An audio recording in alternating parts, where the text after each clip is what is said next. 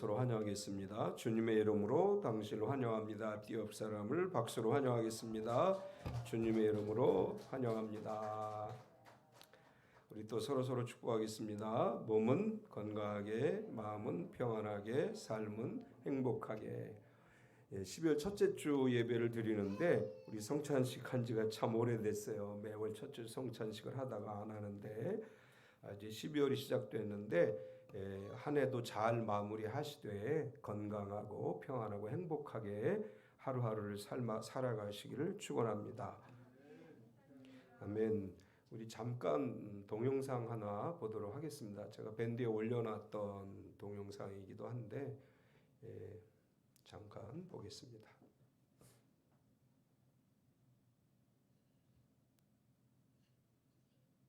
우리의 신발장에는 많은 신발들이 있습니다. 운동화, 하이힐, 정장용 혹은 캐주얼한 신발들, 그리고 필요와 상황에 따라 다르게 신을 수 있는 많은 종류의 신발들이 있습니다. 우리가 이렇게 어떤 옷에 어떤 신발을 맞춰 신을까 고민하고 있을 때 이 세상의 어느 곳에서는 한 켤레에 제대로 된 신발이 없어 고민하는 사람들도 있습니다. 그 중에는 수많은 어린이들도 포함되어 있습니다. 많은 북녘의 어린이들도 예외는 아닙니다. 그 아이들은 얇은 신발 한 켤레로 영하 30도 이하까지 내려가는 혹독한 겨울을 견뎌야 하는 현실에 처해 있습니다. 저희 선양하나 재단은 2010년부터 북녘의 어린이들이 따뜻한 겨울을 보낼 수 있도록 겨울 방한 부츠와 여러 종류의 다른 신발들을 북한의 11개 지역에 있는 타가소와 소학교 등에 지속적으로 기증해 매년 평균 12,000명의 어린이들이 신발을 받았습니다. 앞으로도 더 많은 어린이들에게 신발을 기증하려는 목표를 세우고 있습니다. 여러분의 작은 도움의 손길을 통해 이 일은 이루어질 것입니다. 한 켤레의 신발이면 북녘의 어린이를 보호하며 건강하게 자랄 수 있게 해줍니다. 한 켤레의 가격은 제작부터 배송까지를 다 포함합니다. 여러분들이 저희와 함께 이 선한 일에 동참하신다면 이 일을 통해 북녘의 어린이들은 밝고 건강한 미래를 꿈꿀 수 있을 것입니다. 북한 어린이들을 사랑함으로 이웃을 사랑하라는 말씀을 실천합시다.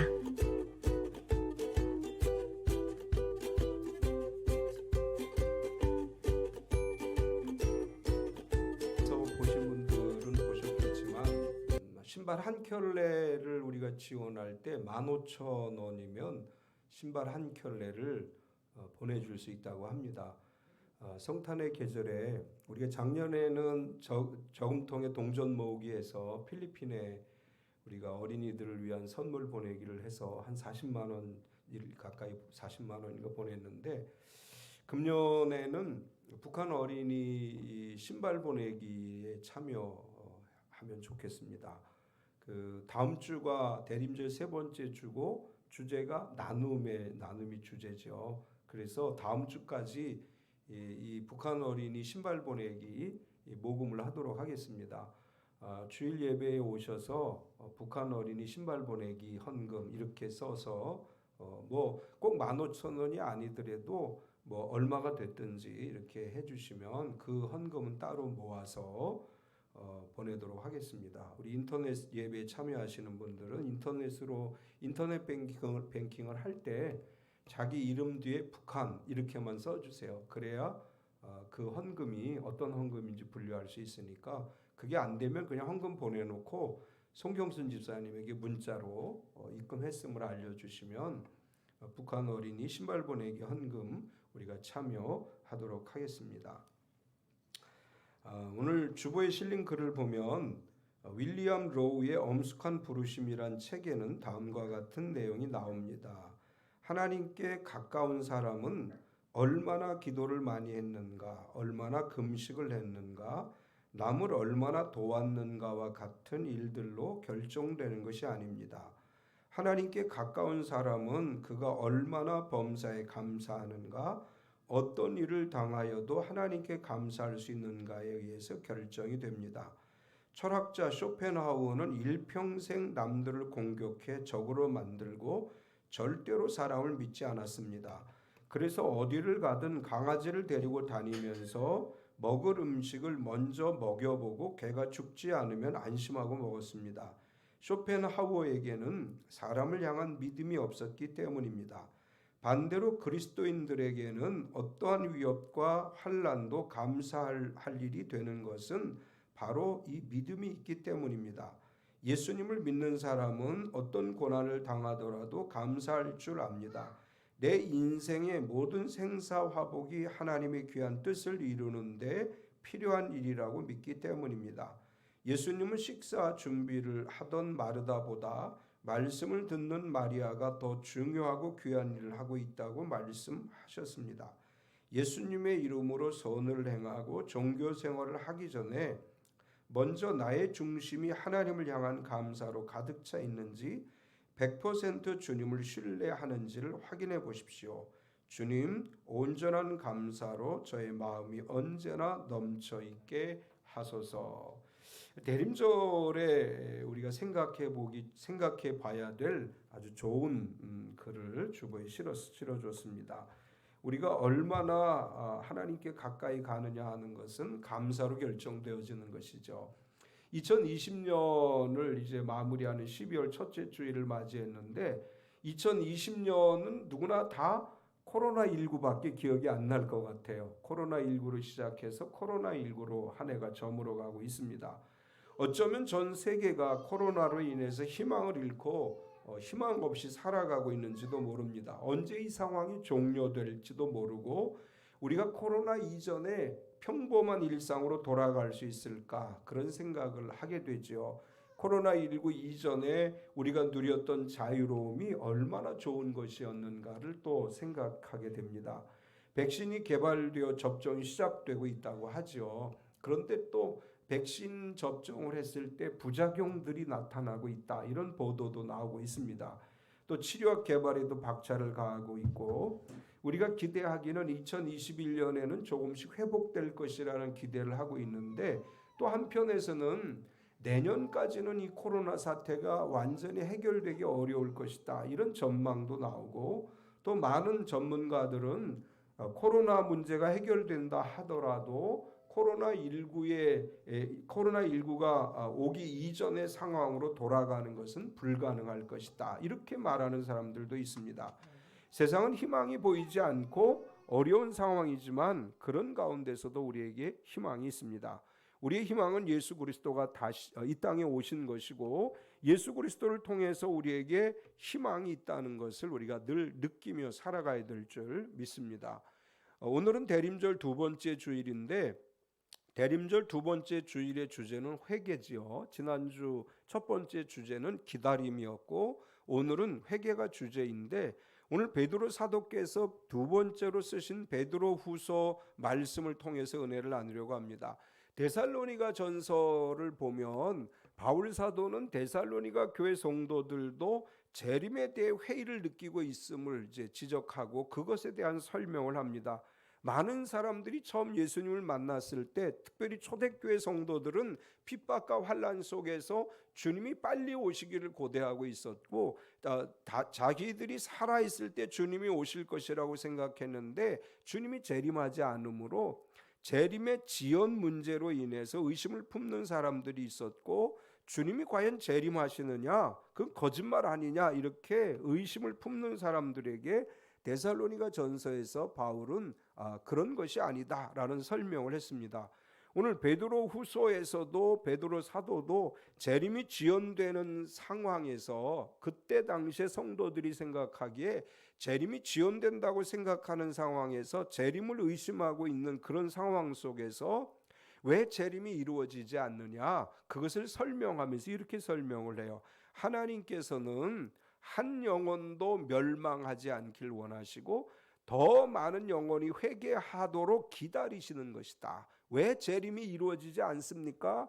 하나님은 한 영혼이라도 더 회개하기를 기다리시는 것이다. 이렇게 이야기하면서 하나님의 인내가 구원이 되는 것이다. 이렇게 말씀을 합니다. 베드로 사도는 주님이 반드시 다시 오신다 이것을 전제하면서 그러나 아직 이루어지지 않는 것은 하나님의 기다림이다 이렇게 표현을 합니다. 오늘 이 시대를 살아가는 그리스도인들에게도 같은 말씀을 하셔요. 주님은 반드시 다시 오십니다. 그런데 왜 빨리 안 오시느냐? 기다리시는 것이다. 우리는 주님이 다시 오심을 믿는 성도로서 주님이 오시기를 기대하는 재림신앙으로 살아가야 되고 대망사상으로 대망신앙으로 살아가야 되는데, 대림신앙으로 살아가는 성도들은 새 하늘과 새 땅을 바라보며 오늘을 살아가야 된다, 이렇게 말씀합니다. 지금 우리가 살아가고 있는 2020년은 희망이 보이지 않습니다. 희망이 보이지 않는 이런 상황에서 우리는 우리 자신을 먼저 돌아보고 진정한 마음으로 왜 우리에게 이런 시련을 주셨는가를 생각하면서 회개하며 나아가야 되고, 주님 다시 오심을 기다리면서 새 하늘과 새 땅을 희망으로 삼고 오늘을 살아가야 될 줄 믿습니다. 그런 의미에서 오늘 본문을 중심으로 해서 새 하늘과 새 땅을 바라보자라는 제목으로 은혜를 나누려고 합니다. 오늘 본문을 통해서 하나님께서 베드로 사도에게 우리에게 말씀하시는 것은 첫 번째로 오래 참으시는 하나님이시다라고 하는 것입니다. 베드로 사도는 재림이 지연되는 것 같다고 불평하면서 정말 주님 다시 오십니까? 주님 다시 오신다는 거 거짓말 아닙니까? 라고 질문하는 그 시대 그리스도인들에게, 그리고 오늘 이 시대를 살아가는 재림이 이루어지지 않는 것 같다고 불평하는 이 시대를 살아가는 그리스도인들에게 하나님이 오래 참으시는 것이다, 이렇게 설명을 해요. 재림이 이루어지지 않는 게 아니야, 재림이 없는 게 아니야, 주님은 반드시 다시 오시는데 왜 주님이 빨리 오시지 않느냐? 그것은 하나님이 오래 참고 기다리심 때문이다, 이렇게 말하면서 주님의 재림의 약속은 결코 더딘 것이 아니다. 9절을 보면 이렇게 말씀을 해요. 주의 약속은 어떤 이들이 더디다고 생각하는 것 같이 더딘 것이 아니라 오직 주께서는 너희를 대하여 오래 참으사 아무도 멸망하지 아니하고 다 회개하기에 이르기를 원하시느니라. 재림의 약속이 왜 속히 이루어지지 않느냐? 재림이 더디 이루어지는 이유가 뭐냐? 이렇게 원망하는 사람들에 대해서 베드로 사도는 결코 더딘 게 아니다, 이렇게 이야기하면서 그 시대의 상황을 3절에서 5절까지 이렇게 설명을 했어요. 먼저 이것을 알지니 말세에 조롱하는 자들이 와서 자기의 정욕을 따라 행하며 조롱하여 이르되 주께서 강림하신다는 약속이 어디 있느냐? 조상들이 잔후로부터 만물이 처음 창조될 때와 같이 그냥 있다 하니 이는 하늘이 옛적부터 있는 것과 땅이 물에서 나와 물로 성립된 것도 하나님의 말씀으로 된 것을 그들이 일부러 잊으려 함이로다. 이제 베드로 사도가 재림이 지연됐다고 생각하는 사람들에게 지금 교회 밖에 있는 사람들 또는 믿음이 없는 사람들, 하나님을 의심하는 사람들, 거짓 교사들은 뭐라고 얘기하느냐? 조롱하고 있다. 그리스도가 재림한다고 믿는 교회와 성도들을 조롱하면서 주님은 절대로 다시 오지 않는다, 지구의 종말은 없다, 이렇게 말하면서 자기의 정욕을 따라 조롱하며 살아가고 있다. 그들이 내세우는 증거는 뭐냐? 종말의 때가 되면 하나님께서 말씀하시길 천재지변의 변화가 일어날 것이고 하늘과 땅의 변화가 일어난다고 했는데 봐라, 하나도 변하지 않았다. 100년 전이나 지금이나 뭐가 변했느냐? 강산이 변했느냐? 안 변했다. 산은 산 그대로 있고 또 나무는 그대로 있고 바위 그대로 있고 다 그대로 있지 않느냐? 너희가 얘기하는, 기독교인들이 얘기하는 재림이 없다. 재림이 이루어지려면 지금 뭔가 세상이 변화해야 되는데 안 변하고 있지 않느냐? 이렇게 이야기하면서 부활과 재림을 믿는 그리스도인들을 조롱하고 있다는 것입니다. 오늘날도 그리스도의 부활을 조롱하는 사람들이 있죠. 오늘날도 우리가 재림을 이야기하면 조롱하는 사람들이 있어요. 세상은 결코 멸망하지 않는다. 너희 기독교인들이 2000년 전부터 예수님이 다시 오신다고 얘기했는데 2000년이 지났는데 오셨느냐? 안 오셨다. 절대로 너희가 말하는 재림은 없다, 이렇게 조롱하고 있습니다. 그런데 성경은 우리에게 분명히 말씀해요. 주님은 다시 오십니다. 주님의 재림을 부정하고 온갖 죄악 가운데 살아가는 거짓 교사들에게, 잘못된 믿음을 가진 사람들에게 이렇게 말해요. 주님은 반드시 다시 오시는데 그럼 왜 안 오셨느냐? 하나님이 더 많은 영혼을 위해서 기다리시는 것이다. 하나님이 주님의 약속이 더딘 것이 아니야 라고 베드로 사도는 이야기하면서 하나님의 시간 개념을 이야기해요. 8절을 보면 사랑하는 자들아, 주께는 하루가 천년 같고 천년이 하루 같다는 이 한 가지를 잊지 말라. 왜 더딥니까? 왜 주님이 안 오십니까? 라고 질문하는 사람들에게 베드로가 이렇게 이야기를 해요. 하나님의 시간 개념은 하루가 천년 같고 천년이 하루 같은 거야. 우리가 생각하는 시간 개념이 아니고 하나님의 천상의 시간 개념이 있는데 그 시간 개념으로 볼 때 결코 더딘 게 아니다. 이렇게 이야기하는 것입니다. 우리가 생각할 때 예수님이 부활하신 지 2000년이 지났으니까 재림의 약속이 빨리 이루어져야 된다 생각하는데 천년이 하루가 천년 같고 천년이 하루 같은 시간 개념으로 볼 때 이틀밖에 안 지난 거예요. 2000년이라고 할 때 천년이 하루 같다고 보면 이틀 지난 거예요. 그러니까 베드로는 이렇게 얘기하는 거예요. 하나님의 시간 개념으로 세상을 볼 수 있어야 된다. 내 시간 개념이 아니라 하나님의 시간 개념으로 보면 주님의 재림은 결코 더딘 것이 아니다. 그러면서 재림이 속히 이루어지지 않는 것은 하나님은 아무도 멸망하기를 원하지 않으시기 때문이다. 이렇게 이야기를 하는 것입니다.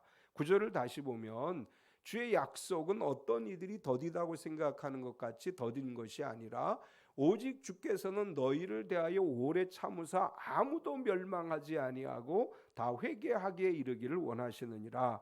오늘날도 임박한 종말론을 주장하는 사람들, 주님 곧 다시 오실 것이라고 외치는 사람들이 있죠. 그런데 베드로 사도를 통해서 우리에게 주신 하나님의 말씀을 귀 기울여야 돼요. 과연 그리스도의 재림은 임박할 것인가? 많은 그리스도인들이 내가 살았을 때 주님 다시 오실 것이다 이렇게 주장을 해요. 그 아주 유명한 목사님들도 그렇게 많이 설교하셨어요. 조영기 목사님도 사실 옛날에 내가 살았을 때 주님 오실 것이다 이렇게 설교를 하셨어요. 조영기 목사님이 임박한 종말론을 얘기하면서 유럽 연합이 10개 나라가 차면 종말의 때다. 다니엘의 환상을 설명하면서 그렇게 설교를 하셨었어요. 지금 미국에서 유명한 목사님들도 임박한 종말론을 얘기해요. 주님 곧 다시 오십니다. 그런데 성경은 뭐라고 얘기하느냐 하면 임박한 종말론을 주장하는 사람들에게 마태복음 24장 14절을 보면 이렇게 얘기해요. 이 천국 복음이 모든 민족에게 증언되기 위하여 온 세상에 전파되리니 그제야 끝이 오리라. 언제 종말의 때가 온다고 성경은 이야기해요? 모든 민족에게, 모든 나라에, 모든 사람이 복음을 들어야 끝이 오는 것이다. 그럼 왜 그때가 끝이냐? 베드로 사도는 지금 이렇게 얘기해요. 하나님은 한 사람도 멸망하기를 원하지 않으신다. 우리 믿음이 좋은 분들은 늘 이렇게 기도해요. 주님, 내가 살았을 때 주님 오셔서 내가 죽지 않고 천국에 가게 해주세요. 그런데 성경은 뭐라고 얘기하느냐 하면 우리가 살았을 때 주님 오시는 것보다 더 중요한 게 뭐냐? 멸망하지 않게 되는 걸 더 중요하게 여겨요. 우리 부모님 가운데, 우리 형제 자매들 가운데, 우리 식구들 가운데, 우리 친척들 가운데, 친구들 가운데 안 믿는 사람들이 있는데 지금 주님 오시면 나만 천국에 가겠습니다. 이런 신앙의 자세를 갖지 말라는 거예요. 하나님은 오늘도 아무도 멸망하지 않기를 기다리신다. 우리 부모님들이 멸망하지 않기를 기다리시고 우리 일가 친척이 멸망하지 않기를 기다리시고 하나님께서는 모든 영혼들이 구원받을 기회를 얻기를 원하시고 모든 영혼들이 구원에 이르는 복음을 듣기를 원하시는 것이다. 그래서 베드로 사도가 이야기하는 거예요. 더딘 것이 아니고 하나님이 참고 기다리시는 것이다. 그러면서 또 뭐라고 얘기했느냐 하면 모든 사람들이 회개하기를 원하신다. 9절 뒷부분에 보면 다 회개하기에 이르기를 원하시느니라. 침례 요한이 처음에 예수님의 길을 준비하면서 회개하라 천국이 가까웠다 이렇게 외쳤죠. 예수님도 첫 메시지가 회개하라 천국이 가까웠다라는 메시지를 외치셨습니다. 천국에 들어가기 위해서 성도가 해야 될 가장 중요한 것은 예수님의 십자가를 믿는 것이고 그리고 회개하는 것입니다. 그런데 이 회개라고 하는 것은 믿는 몇 사람에게 회개의 기회를 주어서 하나님이 몇 사람을 구원하시려고 하는 것이 아니고 모든 사람이 회개하기에 이르기를 원하신다고 말씀을 해요. 우리 믿지 않은 부모님이 예수님을 만나고 회개하기를 원하시고 우리의 형제자매들 믿지 않는 형제자매들이 예수님을 만나고 회개하기를 원하고 또 우리 일가 친척들이 다 그날이 회개하고 주님을 만나는 날이 오기를 원하신다는 거예요. 그래서 아직 재림이 이루어지지 않고 있다는 것입니다.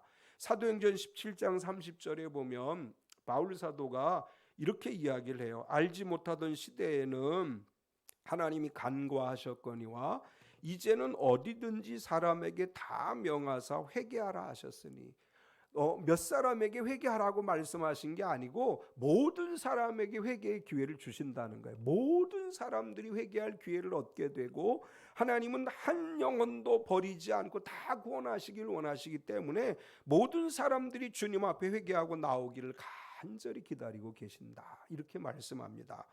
주님의 재림이 늦어지는 것이 아니에요. 우리가 주님 내가 살았을 때 오실 거야 라고 기도하기보다, 내가 살았을 때 주님 오세요 라고 기도하기보다, 우리 가족 중에 믿지 않는 영혼이 빨리 구원받게 해주세요. 한 영혼이라도 예수님 만나지 않고 세상을 떠나지 않게 해주세요. 이렇게 우리가 기도해야 돼요. 그래서 모든 사람들이 다 복음을 듣게 되면 그때 재림의 때가 오는 것이다, 이렇게 말씀하고 있습니다.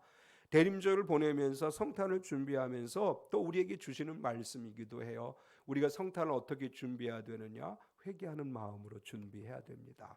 지난 한 해를 돌아보면서 믿음 없이 행동했던 것을 회개하고, 또 욕심에 따라 살아왔음을 회개하고, 말씀대로 살지 못했음을 회개하고, 의심하며 살았음을 회개하고, 감사하지 못했음을 회개하고, 용서하지 못했음을 회개하고, 더 간절히 기도하지 못했음을 회개하고, 더 많이 헌신하지 못했음을 회개하면서 우리가 대림절을 지내고 성탄일을 맞이해야 될 줄 믿습니다. 오늘 하나님께서 베드로 사도를 통해서 두 번째 우리에게 주시는 말씀은 새 하늘과 새 땅을 소망해야 된다라고 말씀해요.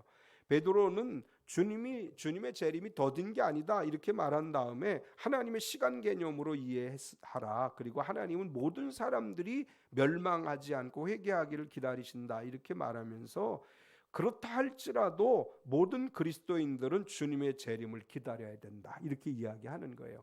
언제 오실지 몰라, 그러니까 먹고 마시고 놀자 이렇게 생각하지 말고, 주님이 언제 오실지 모르지만 그러나 주님 오실 날을 너희는 기다리고 있어야 된다 이렇게 이야기하면서, 주의 날이 도둑같이 올 것이다. 10절을 보면, 그러나 주의 날이 도둑같이 오리니 그 날에는 하늘이 큰 소리로 떠나가고 물질이 뜨거운 불에 풀어지고 땅과 그 중에 있는 모든 일이 드러나리로다.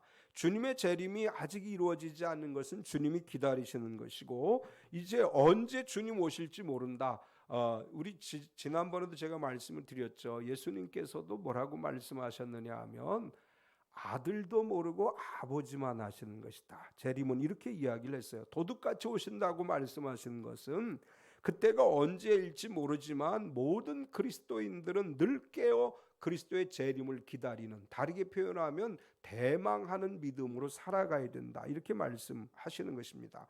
바울 사도도 데살로니가전서 5장 3절에서 이렇게 말했어요. 그들이 평안하다 안전하다 할 그때에 임신한 여자에게 해산의 고통의 이름과 같이 멸망이 갑자기 그들에게 이르리니 결코 피하지 못하리라. 우리가 방심하지 않고 언제나 영적 긴장감을 가지고 내일 주님 오신다면, 오늘 밤 주님 오신다면 내가 주님과 더불어 영원토록 천국에서 살아갈 수 있는 믿음을 유지해야 된다 이렇게 말씀하시면서, 그날이 도둑같이 오기 때문에 모든 그리스도인들은 언제나 하나님의 날이 임하기를 간절히 사모해야 된다 이렇게 말씀을 합니다. 11절과 12절에 보면, 이 모든 것이 이렇게 풀어지리니 너희가 어떠한 사람이 되어야 마땅하냐? 거룩한 행실과 경건함으로 하나님의 날이 임하기를 바라보고 간절히 사모하라. 그날에 하늘이 불에 타서 풀어지고 물질이 뜨거운 불에 녹아지려니와.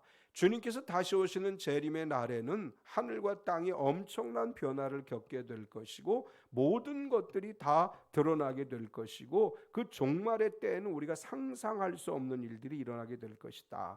주님이 반드시 다시 오시기 때문에 우리는 어떤 마음으로 살아야 되느냐? 그 날을, 하나님의 날을 기다리면서 경건한 신앙으로 살아가야 된다 이렇게 말씀해요.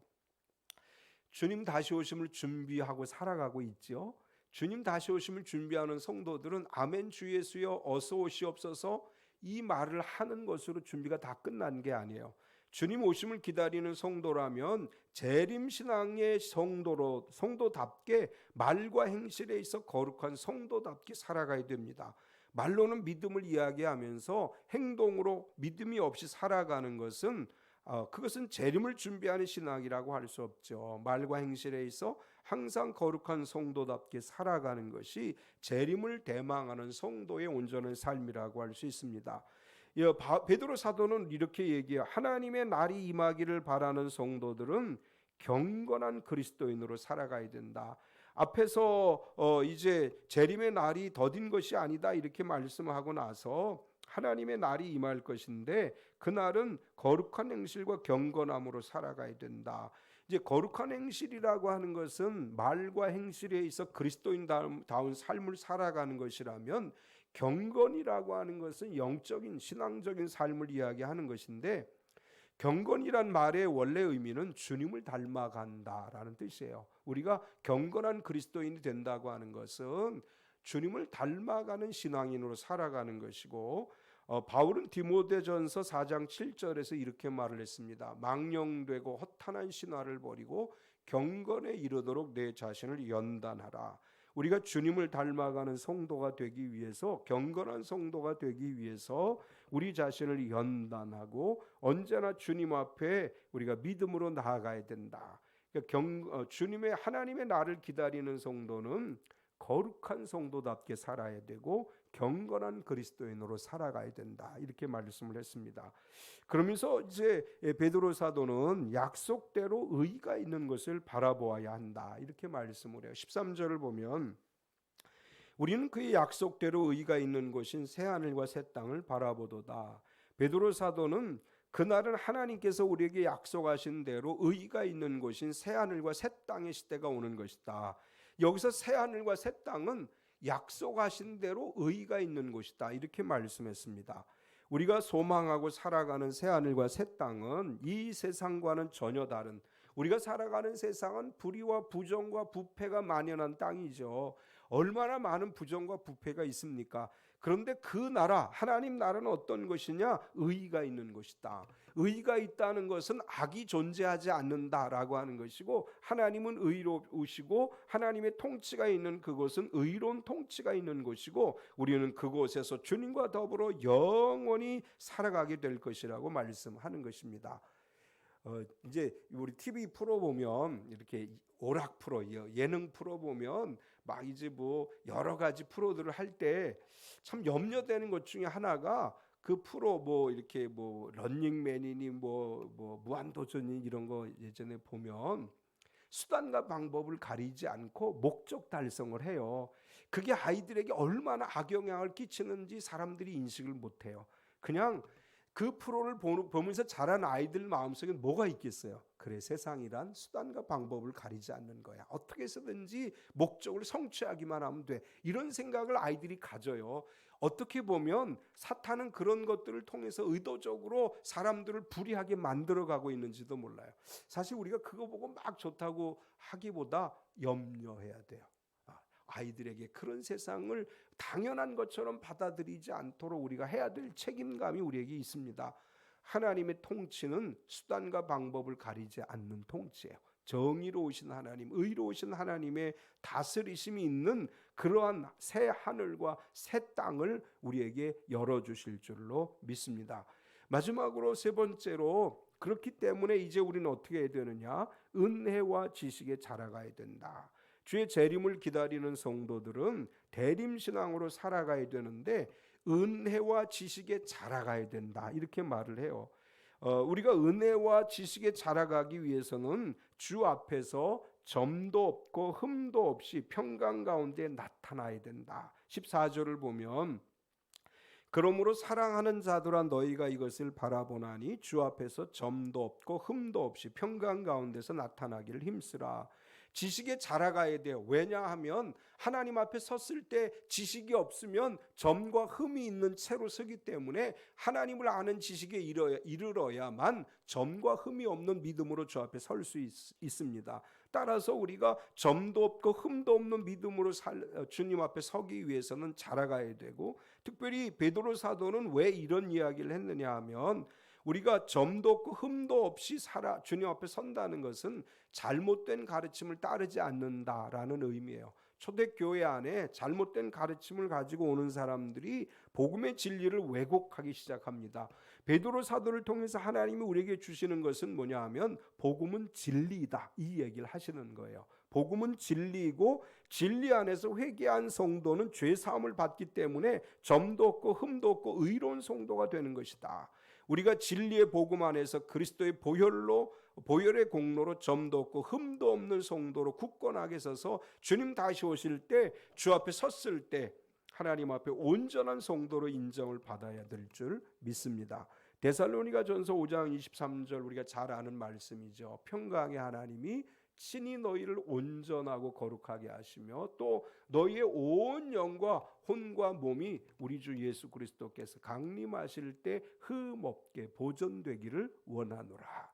모든 우리 참빛교회 성도들이 데살로니가전서 5장 23절의 말씀처럼 거룩하고 온 영과 혼과 몸이 주님 강림하실 때 흠없이 점없이 보존되어지기를 축원합니다. 또 평강이라고 이야기를 했어요. 이 평강이란 말은 구원의 확신이 있는 성도들이 어떤 상황이 와도 구원의 확신을 가지고 누리는 평강을 이야기하는 것입니다. 코로나19로 어려움이 있죠. 이런 상황에서도 나는 예수님 안에 구원받은 성도이기에 구원받은 성도가 누리는 평강이 내 안에 있다. 그것도 평강을 누리면서 날마다 믿음으로 살아가는 것을 이야기하는 것입니다. 또한 우리는 굳센 데에서 떨어질까 조심해야 됩니다. 15절에서 17절까지를 보면 또 우리 주의 오래 참으심이 구원이 될 줄로 여기라. 우리가 사랑하는 형제 바울도 그 받은 지혜대로 너희에게 이같이 썼고 또 그 모든 편지에도 이런 일에 관하여 말하였으되 그 중에 알기 어려운 것이 더러 있으니 무식한 자들과 굳세지 못한 자들이 다른 성경과 같이 그것도 억지로 풀다가 스스로 멸망에 이르느니라. 그러므로 사랑하는 자들아 너희가 이것을 미리 알았은즉 무법한 자들의 미혹에 이끌려 너희가 굳센 데서 떨어질까 삼가라. 주님 오시기를 기다리는 성도들은 굳센 데서 떨어질까 조심하라. 이제 무법한 자들이란 단어가 나왔어요. 이 무법한 자들이라고 하는 단어의 뜻은 뭐냐 하면 무식하고 굳세지 못해서 성경을 잘못 해석하는 자들로서 영적으로 실족시키는 자들이란 뜻입니다. 이것은 점도 없고 흠도 없이 평강 가운데 주님 앞에 서야 한다고 말한 것과 연결되어지는 것으로서 잘못된 가르침에 따라서 잘못된 길로 가면 주님 앞에 섰을 때 죄악투성이로 서게 되지만 온전한 진리 안에 섰을 때 우리가 점도 없고 흠도 없는 성도로 서게 된다. 마찬가지로 성경을 잘못 해석하는 자들에게 이끌려서 하나님의 말씀을 잘못 이해하면 굳센 데서 떨어지기 때문에 그런 자들을 조심해야 된다. 여기서 굳센 데라고 하는 것은 확고부동한이란 뜻이에요. 우리는 확고부동한 믿음으로 살아야 돼요. 예수님 나의 구세주이십니다. 이거 변하지 않아야 돼요. 예수 그리스도의 보혈이 내 죄를 사해 주셨습니다. 이 믿음이 변하지 않아야 돼요. 예수님 반드시 다시 오십니다. 이 믿음이 변하지 않아야 돼요. 이게 확고부동한 믿음이에요. 상황에 따라서 예수님이 나의 구세주이십니다. 이 믿음이 흔들린다면 과연 예수님의 십자가의 보혈이 내 죄를 사할 수 있을까? 이것에 대해 흔들린다면, 주님 다시 오심에 대한 믿음이 흔들린다면 나는 굳센 데서 떨어져 가고 있는 거예요. 확고부동한 믿음으로 실족하지 않고 굳센 데서 떨어지지 않고 예수 그리스도가 나의 구세주이심을 분명하게 믿고 주님 오심을 기다리는 대림신앙으로 살아가는 우리 참빛교회 모든 공동체가 되시기를 축원합니다. 마지막으로 자라가야 된다. 이렇게 말씀을 해요. 18절을 보면 오직 우리 주 곧 그 구주 예수 그리스도의 은혜와 그를 아는 지식에서 자라가라. 영광이 이제와 영원한 날까지 그에게 있을지어다. 그리스도인들이 단순히 그리스도를 영접하는 것으로 그치지 말고 자라가야 된다. 우리 유연히 몇 주에 한 번씩 보지만 쑥쑥 자라죠. 막 자라요. 신앙은 자라야 되는 거예요. 아이가 태어나서 갓난아기 상태로 머물러 있으면 그건 형벌이에요. 그건 하나님의 저주예요. 아이는 갓난아기에서 어린아기가 되고 청소년이 되고 청년이 되고 어른이 돼야 돼요. 이렇게 자라가야 돼요. 우리 신앙도 자라가야 돼요. 항상 어린아이 같은 신앙에 머물러 있는, 우리 이제 심리학에서 얘기하는 것 중에 성인아이라는 게 있어요. 사람 나이는 먹고 겉은 어른 같은데 내면은 아이 같은 사람, 성인아이가 있다, 이렇게 얘기를 해요. 신앙에서도 성인아이가 있어요. 영적 성인아이가 되지 말라, 이 말이에요. 우리는 자라가는 그리스도인이 돼야 돼요. 말씀으로 자라가고 성령으로 자라가고 은혜로 자라가고 아이가 계속 성장해서 어른이 되듯이 우리의 신앙이 점점 성장해서 어른다운 신앙, 바울은 이렇게 표현을 해요. 어린아이와 같이 부드러운 것만 먹지 말고, 신앙생활할 때 어린아이들에게는 우리가 부드러운 것만 주죠. 이제 어린아이에게 막 딱딱한 음식을 주고 먹어 강요하는 부모는 아무도 없어요. 부드러운 것부터 먹이죠. 우리가 처음 교회 나오면 하나님 우리에게 부드러운 걸 주세요. 그러나 성장하면 이제 딱딱한 것도 먹어야 되고 또 그렇게 신앙이 성장해 가야 돼요. 오늘 하나님께서 재림신앙을 가진 성도들, 그리스도의 오심을 기다리는 대망신앙으로 살아가는 성도들에게 말씀하셔요. 너희는 자라가야 된다. 그런데 무엇에 자라가야 되느냐? 구주 예수 그리스도의 은혜와 그를 아는 지식에서 자라가야 된다. 하나님께서 우리가 자라가도록 은혜를 베풀어 주시는 줄 믿습니다. 하나님을 아는 지식으로 자라가야 돼요. 우리가 세상의 지식을 많이 가진다고 해서 구원받는 게 아니에요. 우리가 TV에서 나오는 어느 박사들이 유명한 이야기를 많이 안다고 해서 천국 가는 게 아니죠. 예수 그리스도를 아는 지식으로 천국에 가는 거예요. 예수 그리스도를 아는 지식으로 우리가 영적으로 성숙하는 거예요.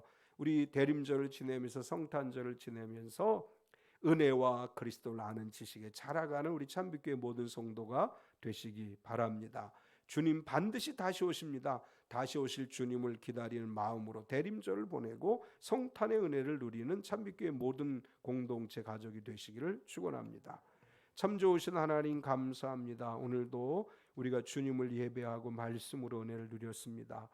주님이 오심이 더딘 것은 그 재림이 이루어지지 않는 것이 아니라 하나님의 오래 참으심과 기다림이라고 말씀했습니다.